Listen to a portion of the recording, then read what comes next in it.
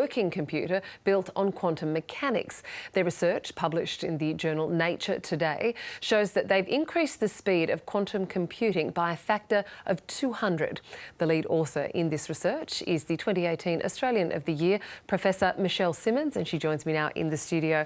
Michelle, it's great to see you. Thanks for joining us. Thank you. You've achieved this breakthrough in quantum computing in layman's terms and succinctly, if you can. Tell us exactly what it is. Oh, well, so look, the Australian team has really bet on building a quantum computer in silicon. The idea is if you can, particularly make it out of atoms, they're really small, so they'll be really fast. And that's the result we've got today. We've got what we call a 2-qubit gate. It's the fastest 2-qubit gate using spins in silicon. And I think it's going to be the winner long term for building a quantum computer. So what is the benefits of 2 qubits over ordinary qubits? Yeah, so in the classical world, you have digital information, ones and zeros. In the quantum world, you can have a combination that's called superposition. But if you can get 2 qubits to talk to each other and entangle them, then you can access computational power that's massively parallel, and it means it's much, much faster.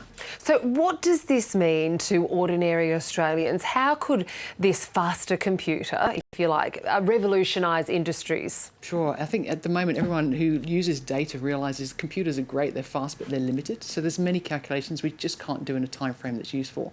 So if you look at all industries, things like drug design, making sure a drug is designed for the person and you don't have all these side effects, that would be one industry. The energy industry, defence industries, finance industry, pretty much anyone that uses data, it will have a massive increase in their computational power.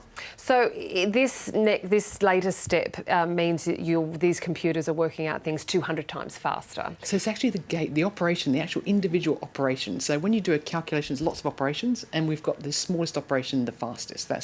And eventually you've got to build it up to make a computer. So how fast does it need to be to revolutionise these industries? So the faster the better. And I think at the moment, one of the things about the quantum world is no one's built it fast enough yet at the 2-qubit level that it actually performs a calculation that's faster than classical. So it's a big goal internationally. Everyone's trying to get there, but you've got to have quality and speed. And I think we've got the highest quality and the best speed. And is that how you measure the performance? Is it quality and speed? That's how we're doing it, yeah. So a lot of people have built large numbers of qubits, but they don't work very well. We're doing very high quality, very fast, very accurate, and then we're going to keep building them up. What sort of response have you had from the international community on this? Look, everyone thought that building an atom out of a computer was kind of a pipe dream we wouldn't be able to do. The Australian team has led that internationally. We're the only group in the world that can make them out of atoms. And the whole promise was if you could, they'd be very high quality and they'd be fast. And this result says they really are fast. We've already demonstrated the high quality, so now we've just got to build enough qubits to make a processor.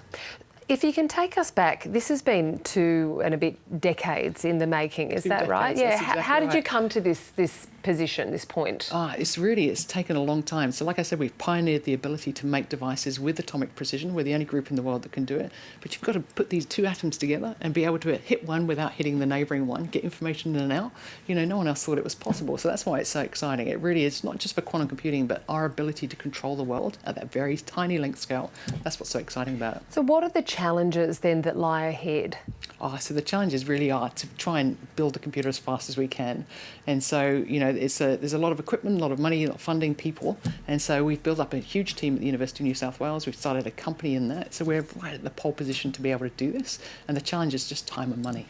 And so how do you see the future playing out? Is this something that we will see where you want to get to in your lifetime? Or is this something... Absolutely, you're very confident of that? So the question is, can you build a quantum computer and will it work? No one knows that yet, but I think we've chosen the right material. I think we've got the right team.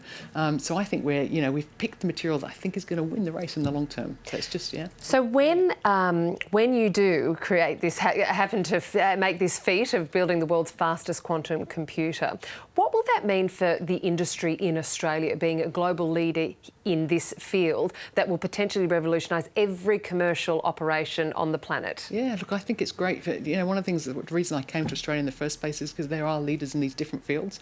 We're willing to take on these ambitious goals, but if we have it in Australia, then we can actually use it for all the industries in Australia. So I think it's a massive thing.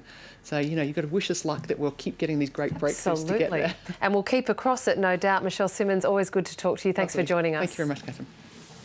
Well, it's time for